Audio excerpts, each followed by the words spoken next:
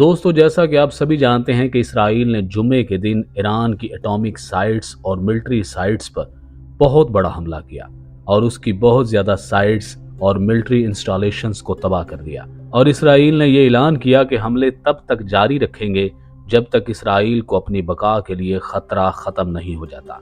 इन हमलों में ईरान के आर्मी चीफ मोहम्मद बाकरी, पासदारान इनकलाब के कमांडर इन चीफ हुसैन सलामी और 2 एटॉमिक साइंटिस्ट मारे जा चुके हैं।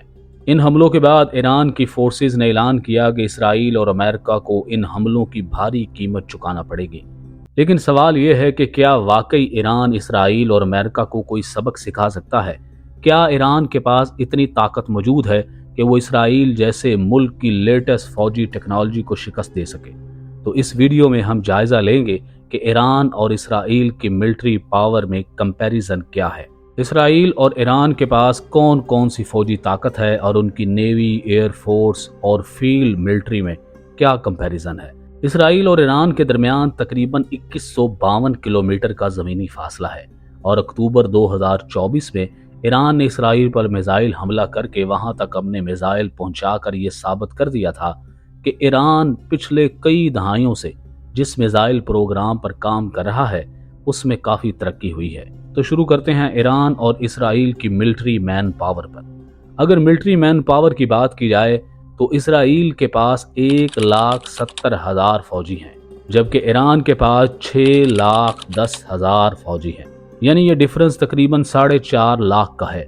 यानी ईरान के पास फौजियों की तादाद 4.5 लाख ज़्यादा है इसराइल के मुकाबले में। जहां ईरान की आबादी इसराइल से कहीं ज़्यादा है, इसी तरह उसके हाज़र सर्विस फौजी इसराइल के मुकाबले में तकरीबन 6 गुना ज़्यादा हैं।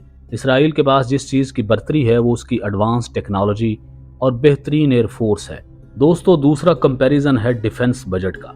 अगर डिफेंस बजट की बात करें तो इसराइल का defence budget 24 billion US dollar है और ईरान का defence budget just 10 billion US dollars है। यानी कि 14 अरब डॉलर का ये डिफरेंस इसराइल को मिलिट्री पावर बनाता है और ईरान उन टेक्नोलॉजीज से कोसों दूर है जो इसराइल इस वक्त लेटेस्ट इस्तेमाल कर रहा है। अगला जायजा लेते हैं दोनों मुल्कों की एयर फोर्सेस का।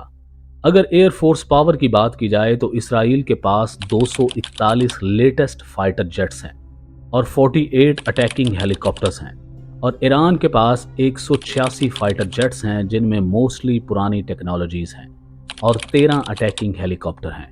अगर दोनों मुल्कों की नेवी का जायजा लें तो इजरायली नेवी के पास 67 जंगी जहाज है, जबकि ईरान के पास 101 बहरी जंगी जहाज हैं। दोनों मुल्कों ने अपनी बहरी अफवाज की ज़्यादा सलाहियतें हासिल करने पर तवज्जो रखी है।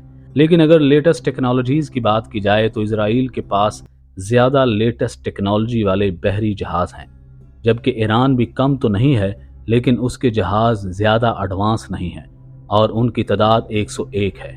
दोस्तों, अगर ईरान के मिसाइल सिस्टम की बात करें तो ईरान ने इराक के साथ जंग के बाद से अपने मिसाइल सिस्टम और ड्रोन्स पर ज़्यादा काम किया था और शॉर्ट रेंज और लॉन्ग रेंज मिसाइल और ड्रोन्स बनाए थे, जिससे मिडल ईस्ट में ईरान ने अपने मद्दे मुकाबल मुल्कों पर अपनी धाक बिठाए रखी है।